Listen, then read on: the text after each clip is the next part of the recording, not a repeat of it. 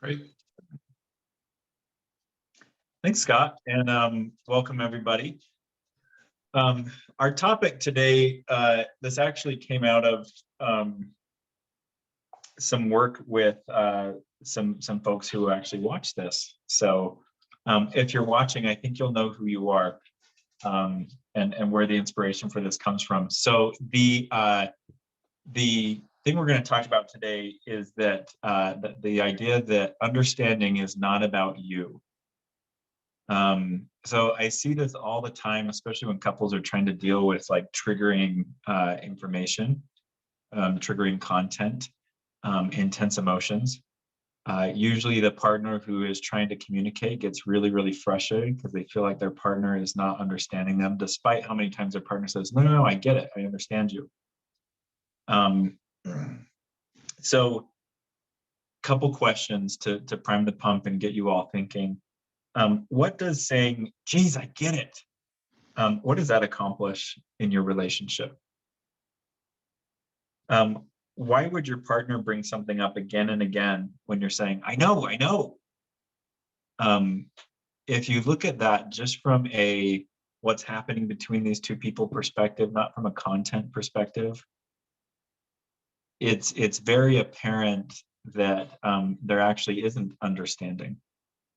It's very apparent that no matter how the person who's listening feels, the person who is speaking is not having the experience of, all right, you get it, you see me. Because the vast majority of the time, when somebody understands us and sees us, our autonomic nervous system response is to relax, to let go of tension. So if these words are part of your vocabulary in talking with your partner, I know, you told me, I get it. Just drop it. It's not effective. It's not working. And we'll talk about today maybe why and what to do about it. So what good is understanding your partner if they don't benefit from it? This isn't a trivia night. You're not here to just test your knowledge of each other and dispassionately move on. The knowledge that we get about our partner, that we get about our relationship, should do something for the relationship. So, for example, my spouse is, to say she's terrified of being tickled almost understates it. She can't stand it, not even the thought of it. And when we were first together, you know, that like high energy, you know, we like each other and we're playful. I would tickle her a lot and I'd surprise her. And in the beginning, I thought it was funny, the way that she would respond and freak out, because I really misread what was happening. It sounded like laughter, but as we dealt with that more, it also started to sound like distress, and it started to sound like crying. And I won't give details on this, but as we've talked through some of the history, I understand why tickling feels that way for her. I understand why it's not fun or pleasant. I wouldn't say that I love to be tickled. I'm not like a dog where I'll roll over my belly and say, you know, any of it's good, but I don't panic when it happens. So that knowledge that I have, it's something that I know. I know the story too. What good is that knowledge if that doesn't translate into sensitivity? Even when I don't mean to, if I touch her in a way that triggers that tickle, guess what my response is? 9 times out of 10, I'm sorry, I wasn't trying to upset you. I'm sorry, I wasn't trying to tickle you. I give reassurance, and I give a very overt redirection. That's one example of what I think our understanding for our partner should be able to do. It should be able to shape our behavior and our approach so that we have like this custom fit glove to hold our partner in, custom fit for them, not for us. So a lot of times I'll see there's a lot of, I think, concepts that get conflated with understanding. Agreement is one of them. Understanding is not the same as agreement, and it really shouldn't be. our agreements with each other should be separate from our understanding. What I mean by that is we ought to be able to have a respect for the different and varied life that we and our partners have lived. In other words, of course, we didn't arrive at the same conclusions and have the same view of the world because we grew up very differently and we're very different people. So understanding you is not saying, oh, I think that's all fine, there's no problems here. Understanding is not the defensive, I get it, it's the deep down, I get it. You arrived at where you arrived honestly. In other words, it makes sense to me why you arrived where you arrived. And demonstrating real understanding is not necessarily coming in with a sledgehammer and saying, now change it because I don't like it or it's hard for me. Real understanding has a lot of curiosity to it. So I get it why you arrived at where you arrived. Is that a comfortable place for you? Do you like that? Is that working for you? A lot of the time when I've worked with couples, I've seen just as often where the understanding is reached and both partners see, okay, nothing's going to change here.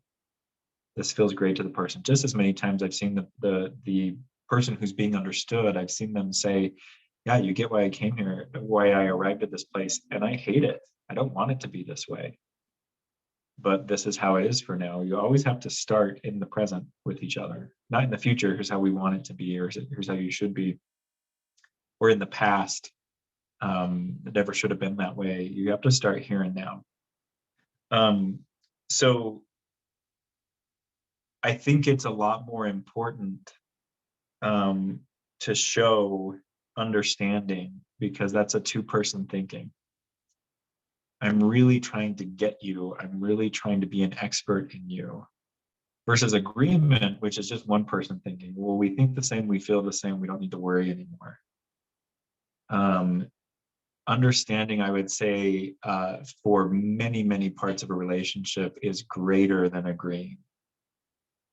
And by that, I think understanding is foundational to being able to reach agreements. Agreements are not necessary, or agreeing with your partner is not necessary for understanding them. So case in point, of course, as we're talking with many of you who are in relationships where there's been betrayal, either you've been betrayed or you've done the betraying.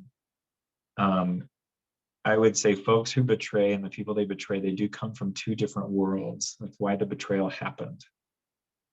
Or I should say that's what allowed it to happen, is that our worlds were so separate. As the person who's betrayed, I was not thinking about you. I was in my own world. I was not understanding the impact that this would have on you. Because the vast majority of times what I see with someone who's done betraying, when they really understand what they've done to their partner, their motivation for continuing that behavior drops significantly. And it's not an intellectual understanding. It's a gut feeling, oh gosh, that was so unfair to you, wasn't it? Or that really terrified you, or that made you feel like an insignificant speck of dust. That internalization, the understanding it's two-person. I'm thinking about you and I'm thinking about me. Thinking about you, gosh, what was that like for you? I'm thinking about me, I put myself in your shoes, and that feels terrible. Why would I ever want to put you through that again? There is an order of operation here. So understanding is really important to go both ways in a relationship eventually. When there's been betrayal, remember, if you're the person who's betrayed, you have a lot of proving to do. You have a lot of buying in. You have a lot of paying the debt that you've accrued. So you'll understand if the person who hurt you isn't always interested in understanding your personal world. Take, for example, the issue of fantasy for an addict in recovery. I think by and large, most folks who struggle with fantasy in their recovery are not trying to do it. It's not like they're running to fantasy because it's so wonderful and comfortable. Most guys that I work with and women that I work with who are entrenched in fantasy, it's like, I've been doing this since before I could talk. It's such a well-worn path in my brain. And I don't necessarily like it, but you'll understand if the person who you betrayed, where your behavior started with a lot of fantasy, is not going to be too keen on saying, oh, I get it. You've been in a lot of shame and you've been isolated. I get why fantasy is so strong. So you'll understand if that doesn't come out strongly in the beginning, because what you did with that vulnerability of yours, what you did with that liability of yours, is you hurt them. So the order of operations is, if you've done the hurting, you have to put understanding on the table first and consistently. And it's not a one-to-one, right? I put understanding on the table, now you have to turn around and understand me. It's no, I'm anting up, I'm showing that understanding has to be an important part of our relationship. And it's not the understanding that, again, it's not the trivia night understanding, right? I get it, I know the facts, I can pass this test.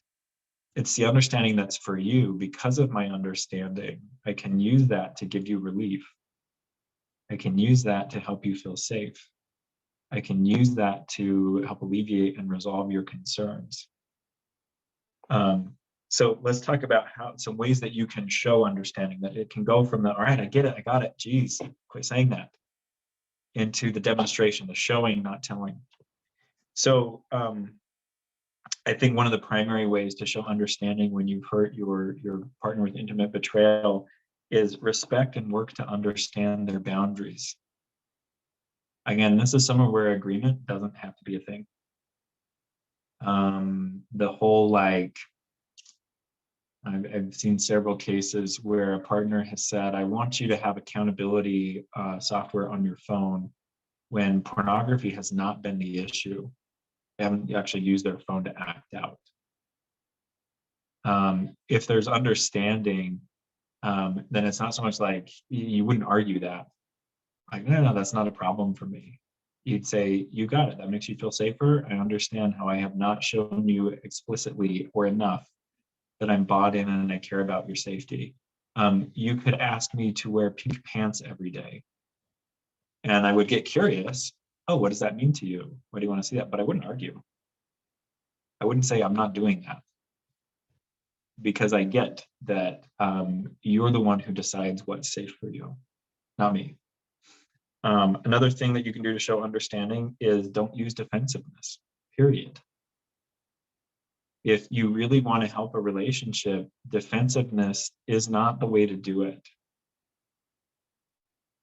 I think a lot of the times it's safe to say that it goes without saying that we don't think the same way. That in a lot of cases, we don't even want the same thing naturally. You don't have to prove that again and again. When you use defensiveness, you're insisting on a one-person system. Yeah, but I don't like that. Yeah, but you're wrong. Yeah, but. Instead of defensiveness, you can seek to understand first. So let me get this right. You want me to XYZ because blah, blah, blah. And if you really want to take it all the way home, and I understand why you feel that way, because I put you in a position. Would you mind hearing what some of my concerns are about that? For example, I worked with a guy a while ago who one of his spouse's very understandable boundaries is that he didn't interact with women at work at all. Totally understandable based on what his acting out was, based on what her fears were. Totally understandable. He spent, oh gosh, it was the better part of a year saying to her, yeah, I'm not having interactions, and having interactions at work and justifying, oh, I have to for my job. And he couldn't quite figure out why his partner didn't trust him and why she was mad at him. And so we worked on that. I tested him, I grilled him. Do you really understand why he wants this? He did. He understood why she wanted that. And I said, so why can't you be honest with her about why you can't deliver, or why it's not a good idea for you to deliver? And he said, well, I didn't think I had the right to do that. And I said, you don't have the right to set her boundaries, but you certainly can collaborate with her to make sure that there's really solid safety. So I went back to her and he said, sweetie, the promotion I got right before D-Day that we've been so glad about, I have women on my team and I can't ignore them. When she said that, she said, I wasn't even thinking of that. And so then they started thinking in this collaborative way, well, what can we do about that? And the conclusion that he came to, and he actually enlisted the help of his manager, was we can rearrange the floor to where I'm not sitting right next to a female direct report. And I can make sure, and they outlined, here are the, here's the ways that professional communication happens with people on your team. And they put that in place, and guess what? Need fulfilled, boundary understood. So the simple no, I won't do it, that's defensiveness. It's not helpful. I understand where you're coming from. Can I tell you some of my concerns with that? That can open the door to collaboration, actually getting a better outcome, a better boundary. Some other ways that you can show understanding: you can lead with curiosity, not analysis. Well, you just want that because of what your dad did to your mom. You don't know that. And you're also not your partner's therapist. I'll even say, here's the thing, little secret into the world of us therapists. It's not my job to tell you how you work. Not at all. I can wonder with you. It's your job to analyze you. It's your job to figure out how you work. So that whole, like, you only want this because, again, that's dismissive. The curiosity, can you tell me more about how you arrived at that? Can you tell me what your thinking is behind this? And you really have to get the tone right and the wording right, because you could say the exact words and you could come across as really defensive. Well, tell me why you want that. Versus a curious tone. I really want to understand. Take me further if you're willing to. That can go a long way in showing understanding. Again, remember, understanding is not about you. You don't need the trivia information. You need actionable intelligence so that you can turn that into benefit for your partner. You can turn it into safety with your partner. A couple more ideas, or I guess one more idea. Or one more principle here is just remember, it's never helped anyone with their feelings to show them why their feelings are wrong. You give me one example of how someone felt so blessed when someone disproved why they shouldn't feel the way that they feel. Because remember, again, in two-person thinking, in two-person systems, we know that perception is reality. It's all we have. It's all our partner has is their perception. There is no such thing as fact between the two of you. I know that could be argued, but for the purposes of working effectively with each other, don't get hung up on what the facts are. Always remember, it's my partner's perception that I'm dealing with. That opens the door again to more understanding. If your partner's perception is that you are out to get them, and that you will take you'll take any chance you can get to hurt them, where might that perception come from with your partner? Did you leave any gaps where you did not show all the time that what I want is your protection, what I want is best for you, is what is best for you? If you left any gaps, you left your partner open and vulnerable to assume that you really aren't looking out for them, that you don't want the best for them. You can come to that kind of understanding when you stop trying to get your partner to say what you think is true, and you start to look for, as your partner speaks, what's true for them, and how did they come to it, and why is that so important for them right now? Again, understanding is for your partner. It's not for you to say, I agree to this and that sounds great to me. It's to look at how did my partner arrive here and what can I do to help with that? So that is, understanding is not about you.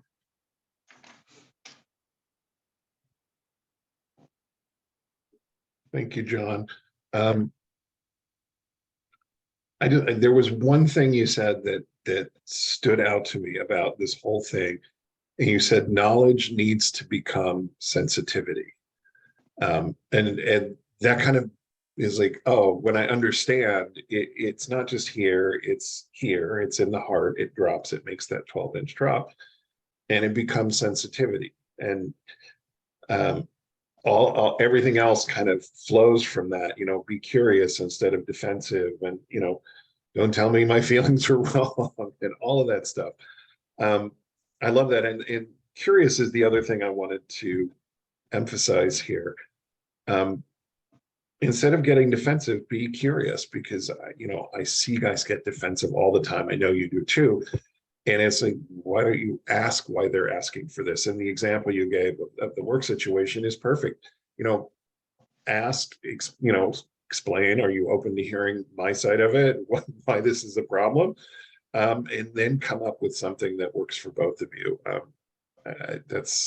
It's so hard to do. It's not even easy to explain, but it's easier to explain than do, I think. Mhm. I mean, it's hard for couples to do this in practice, which is why they often come to see you and do the work with you. Everything you do in your relationship that is effective, I would argue, is a lot harder than what's not effective. Yeah. I mean, the end result is easier, but you can either put your work in on the back end, cleaning up all sorts of messes and misunderstandings, or you can put your work in on the front end and not just running in doing what you think is best, but doing what the two of you identified will be best. Again, it's the difference between collaboration and I'll just figure it out and you'll be lucky if I invite you along in my life. Yeah, and this reminds me of some of my addict thinking, and this is something I learned from my mother, this was one of her favorite sayings: it's easier to ask for forgiveness than permission. Yeah. And this is the way addicts operate. It just occurred to me that that's really not a good rule to live by. Well, I think it's kind of a both and. Know how to ask for forgiveness if you need it, but don't make that your plan. And just because it's easier doesn't mean it's best. Yeah. You No, could actually be that's both. been like a fact of my life until right now. It's like sometimes it's just easier to say I'm sorry than to, check it up front. Not a Yeah. good idea. Thank you. Yeah. I learned something today. Let's jump into the Q&A here. Right. This first one is definitely a mother enmeshed man question. And just again, a reminder, we're going to do a mother enmeshed man specific webinar on January 12th. So mark your calendars. I'll start promoting that on social media and our websites in a couple of weeks, but might as well mention it now. Okay. My wife says I'm still choosing my mother. I have not seen my mother in over 8 months. And when we saw her last, it was my wife's suggestion. I've spoken to my parents about 5 times in that time frame, so over 8 months, mainly because my parents reach out and want to be back in our lives. I keep telling them that right now. I hesitate with my mom in these conversations, which I own. I'm trying to work on being more direct. Recently, my mom broke a boundary that we had set with her by sending our kids Halloween cards in the mail when we asked for no contact. How I handle it makes my wife feel like I'm choosing my mom. I've told my wife that my mom is still not a safe person, but I think my mom will listen this time. Because I said that, that caused my wife pain. My wife explained to me that the fact that I said it shows I am still choosing my mom. Can you help me see any blind spots that I have with this interaction? And then I think the follow-up here is I'm looking to take a mother enmeshment workshop in February. Great. Hey, about that. I'll see you there. And can you help me better understand the pain that I've caused my wife for marginalizing her and making her second? Yeah, so there's 2 pieces here that are really, really important to have a beat on when it comes to healing from enmeshment. Number 1 is, how do you feel about it? And 1A is, why do you feel that way? So, gosh, I've in my own journey, I've explicitly known about and studied mother enmeshment for probably 8 years through my own lens and my own needs. So I'm 8 years in, and I mean, as recently as Thanksgiving, I had a huge lapse in my boundaries. And it wasn't like no contact, it's more the emotional boundaries, like what I allowed to happen and what I took on. So knowing how you feel and how you think about it, if you're kind of new to this idea, even if you're kind of old to this idea, I would just encourage you not to take it for granted that this goes deep, deep, deep within us. That's not to say you're defective to your core. It means you've been affected. You've built your life and your identity around pleasing your mother. So I don't know what any more specific blind spots would be, other than to say you might want to consider that there are more blind spots than you might know right now. So in other words, I think the personal humility of, I don't even understand all the ways that this shows up for me. I don't understand all the impact on me. That's just a plug. That's a lot of what we look at in the workshop, is getting this laser focused vision on all the ways that enmeshment has impacted you. So that's number one. Number two, there's a difference between how I'm dealing with the enmeshment and how my relationship is going to move forward. So that does not mean that your spouse is the ultimate authority on how you're doing with enmeshment, nor are you the ultimate authority on how you're doing with enmeshment. If you want a connected relationship, an intimate relationship, that really has to be collaborative. So this question is, it's good for mother enmeshment. It's also good for our topic today. I would encourage you to check your understanding. Do you really know where your spouse is coming from when she says that? Do you really know where you're coming from when you say, I think things are going better? I can almost guarantee that there's still some guilt and obligation going on there, because that's kind of how it is for all of us as we heal from this. So again, you have to differentiate the two. What's working for me may not work for my relationship. That's not what relationships are built on. What works for me, it ought to be good for you. So you really have to be able to separate those two. And I would just encourage from our topic today, if you can fold into that like understanding side, and try to get a little more curious about what your partner is saying and why. And especially point number two, don't use defensiveness, period. Try approaching it from the standpoint of, I will reject nothing. I'll consider everything, really. You might be surprised what you learn if your energy is more in the tell me more, more in the curious vein than the like immediately dismiss. My spouse says this is a problem and I roll my eyes immediately. You might consider what information you could get, what insight you could get by shelving the defensiveness for now, so that you can really collect and hear a bigger picture. And if you're coming in February, you're right on track. The workshop will help a lot in pulling this kind of stuff apart. I think you're muted, Scott. Yeah. Follow-up question for me here. In terms of healing from enmeshment, is it about completely cutting the enmeshed parent out? Is it about finding a happy medium? Is it about, only what I'm comfortable with? Is it about only what my partner is comfortable with? How do we draw the line that shouldn't be, we shouldn't use should, but you know what I'm asking?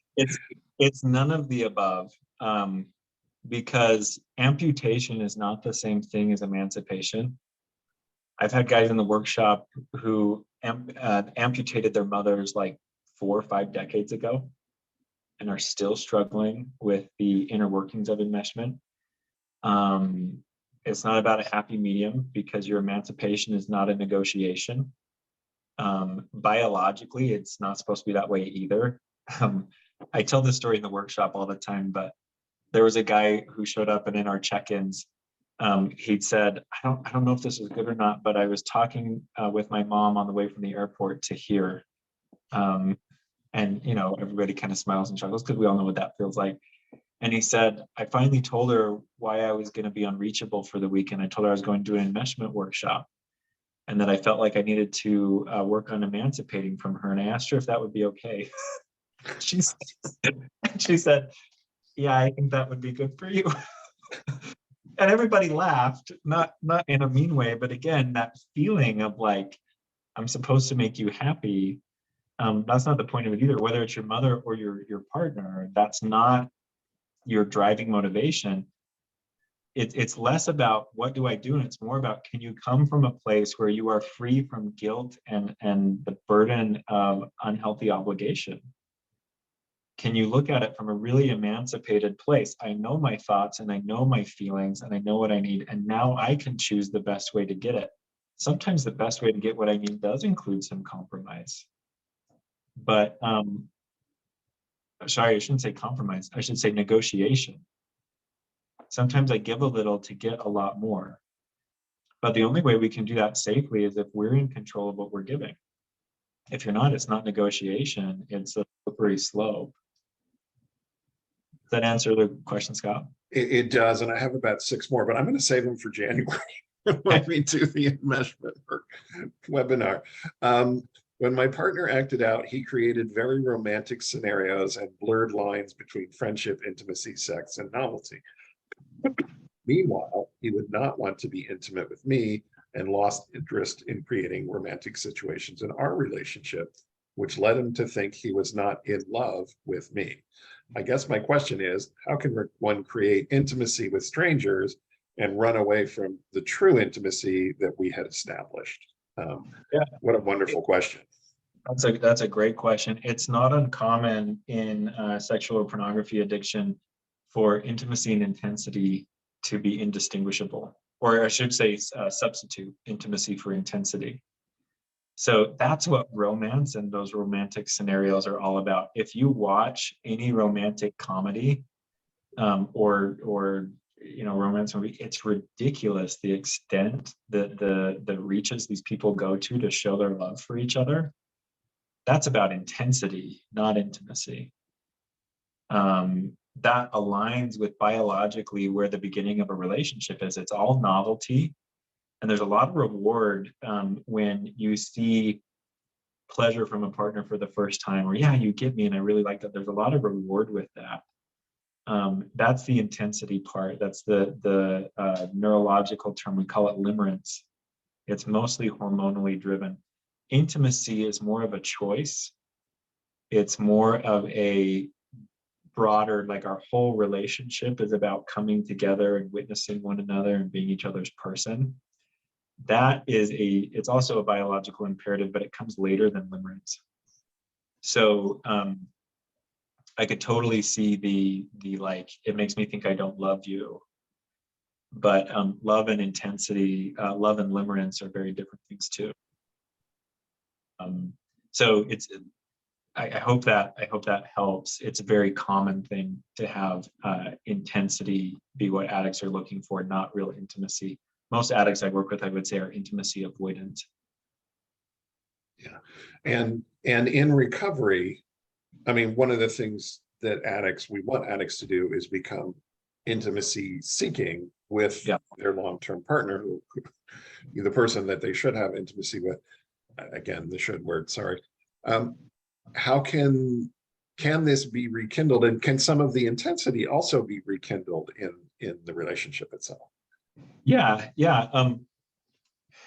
Intensity is a wonderful part of relationships when it's something that brings us in. A lot of couples will use intensity to get out, fighting, swinging from the chandelier sex. You can also have fighting and swinging from the chandelier sex that brings us in.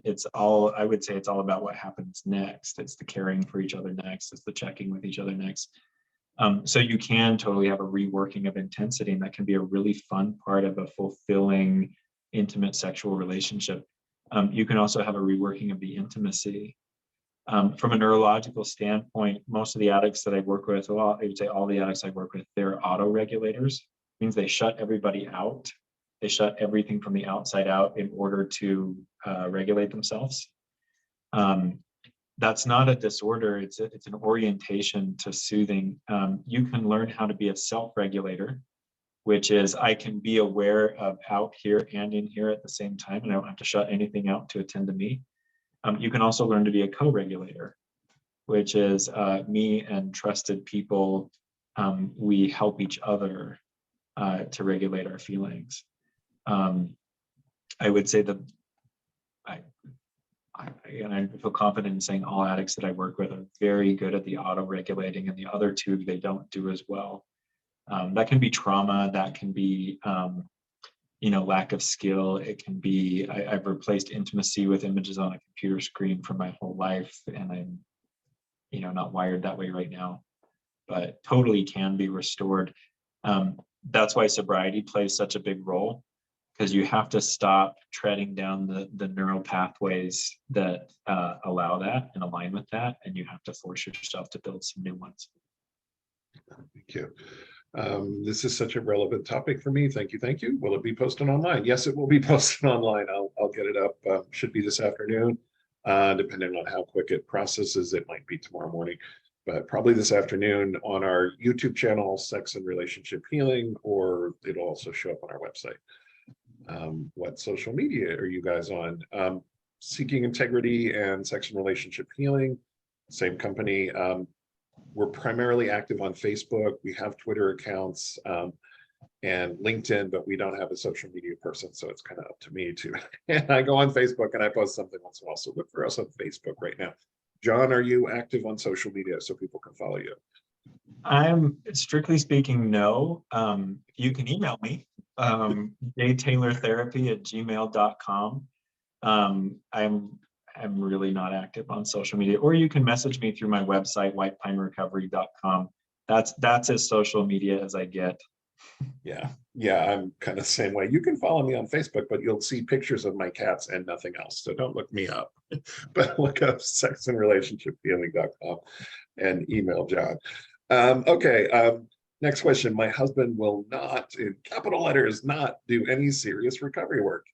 He stopped seeing his CSAT a month after he was told of the clinical recommendation that we need a therapeutic separation with him being out of the home. The church has not backed me up on this. It seems I need a therapeutic separation to best heal. He travels for work, and I found proof of emotional affairs with at least 2 women.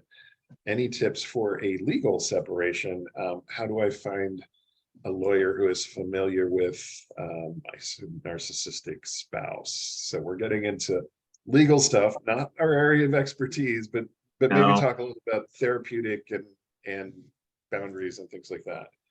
Yeah, so real boundaries don't take 2 people to make them happen. If you need a separation, I would encourage you to stay persistent and creative to figure out how to make that happen for yourself. Again, a boundary doesn't require somebody else's buy-in. Boundaries invite people to work with us. If you're serious about keeping our relationship and you want to provide safety for me, I'd like you to work with me on this. But at the end of the day, they don't need it. You could leave too.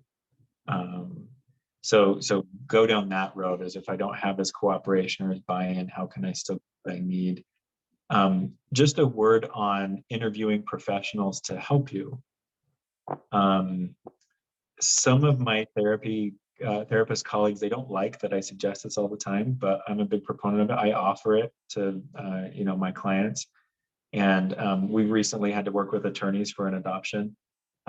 It went a long way to find someone who, number one, was willing to spend a little bit of time with me on the phone, like 10 minutes, to understand what I was needing.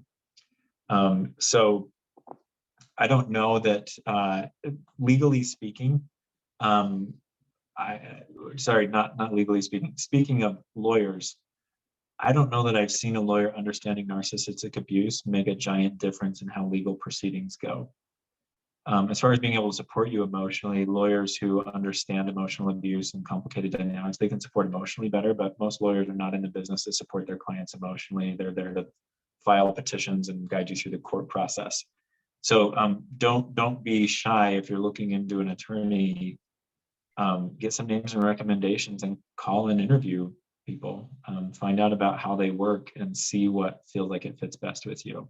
And that goes for anybody that you're hiring to help you with a problem. Yeah. Let me ask you this follow-up question. And we never really talk about this, but you are in an area of the country that has a very strong church, primarily one church, but others in the area. What happens when religion is kind of brought into this relationship healing process? Can it be weaponized? How do you neutralize that? What is the role that a church can play that's actually helpful versus not helpful. Yeah, I mean, it certainly can be brought in to weaponize and to prescribe all of that. I think ultimately, this comes up in my mind all the time when I think of couples that I work with. It's really important that couples have a relationship that works for them, not one that other people want to be a part of. So a lot of times in religious communities or cultural communities, there's these prescriptions for how a marriage is supposed to be. And it's not uncommon that those prescriptions for how it's supposed to be are very disconnected from the two people who are in it. So I go back to principles of secure functioning. It's the two people in the relationship who create and define what works, not any other entity. So as long as it's fair, just, sharing power, protection, sensitivity, cooperation, collaboration, there are so many configurations you can have under that, even in religious systems that embody all of that work beautifully for the people in them. And it doesn't look like the next couple who's functioning securely. When I've seen faith communities be really, really helpful, I hope this isn't harsh or offensive to any of you listening, but as a therapist, it's important for me to work to stay in my lane. I won't give you medical advice and I won't give you legal advice. I think there's a role for pastors. I think there's a role for clergy. I think there's a role for religious communities, but it is not to solve every facet or help with every facet of a person's life. I've really appreciated religious, and I've worked with a lot of religious leaders over the years. I've appreciated the ones who know when it's time to refer, who know what they can and cannot help with. I had a client several years ago who actually was a pastor, and he was talking to me about a really just heartrending situation that he got called in to help with. And the family said to him, like, we want you to help our son feel better. And he went and he learned what happened. And he said, the thing that came up inside of me is there is no way to feel better about this right now. Number one, I'm not a therapist. And number two, as I'm relating to you as a human being, I don't know if I can offer you relief, but I can offer you a lot of support right now for you. And he said to this person, I think you're feeling exactly how you should be feeling right now. And I'm so sorry that it hurts. And I want you to know that I'm here. If you look at where the word pastor comes from, pastoral, this is the whole, like in Christianity, Jesus is the good shepherd thing. That's being with your sheep. That's the lane, I think, of religion and clergy, is you can be with people, you can be a community that I don't know what we're going to do about this, but we'll figure it out together. That's where I've seen religious communities be really, really helpful. The more prescriptive and rigid it gets, the more chances there are, I think, for people suffering intensely. Yeah, thank you. I think that's beautifully stated. Thank you. And we don't really address that very often, but it does come up. Okay. What about when you have that curiosity and understanding for your partner and they take advantage of that? I can understand a lot of things, including he needs more socialization than I do. I understood his needs were different from mine, and I didn't mind him socializing without me, or I gave more slack for household imbalances because of job stress, etc. Of course, only recently I learned he was taking advantage of my trust and understanding. How do I balance understanding and boundaries? Yeah, so this is a really clear cut when I said there's an order of operations. If you've been betrayed, if you feel like you can extend some understanding without getting into a dangerous place for yourself or resentment, by all means do it. If you don't feel like it or can't do it, we understand. You've been betrayed. That whole, like, you took this understanding that I gave you and you abused it. You kept a secret from me. That tracks. That makes a lot of sense. And for partners who have been betrayed, if the onus of understanding is on you too early and too strongly, what it looks like is you condoning, or what it looks like is you saying, well, it wasn't a big deal because I can understand why you did it. Remember, in relationships, intent counts for nothing. Action counts for everything. I've seen couples being able to get to the intent. Well, why did you do that? What was going on? They can get there safely once the behavior is on track. Once there's recognition, yes, that was very wrong of me. I never ever should have done that. I have no excuse for myself. Once that's on track and once that's solidly there, then you might feel this part of you come up and say, "Can you tell me what was going through your head? I really want to understand that more." But if they're showing a disregard for your safety, makes sense why you wouldn't really want to understand. Yeah, and betrayed partners often talk about, and Dr. Rob even did some research on this. What hurts most is the loss of trust and the loss of relationship trust. And this feels like, hey, I need more socialization, and you're allowing me to have it, and now I'm going to abuse that privilege by sleeping around or doing whatever it is I'm doing. It feels like an even deeper loss of trust, because Yeah. here I gave you this, I reached out and understood your need to be more social, and I gave you a whole lot of freedom, and you abused it. Is this a bigger betrayal even than the normal betrayal, if there is such a thing? Yeah, I think it actually gets more to the heart. Sexual betrayal certainly hurts trust, but I don't think the purpose of sexual betrayal is to manipulate trust. I think manipulation of trust happens to facilitate sexual behavior. But when there's direct manipulation of trust, because that is the end result, is I don't want you to know what's going on, or I want you to think one thing while I'm doing another, and that's the end result. I mean, that's to me, that's like at least a couple layers deep, and then we're directly assaulting trust. Yeah. I mean, this is almost, it's not really gaslighting, but it's a close cousin to gaslighting. Yeah, Like this I'd say behavior. it's pretty flagrant manipulation. Yeah. Yeah. Yeah. Not great. Next bit here, just comments. John, I know you have a workshop this afternoon. We got a few minutes left, but we don't have any more actual questions. Do you want to break early so you can have a few minutes before your session? That would be awesome. I'd really Okay, appreciate that. we will do that. I have one last question before we go.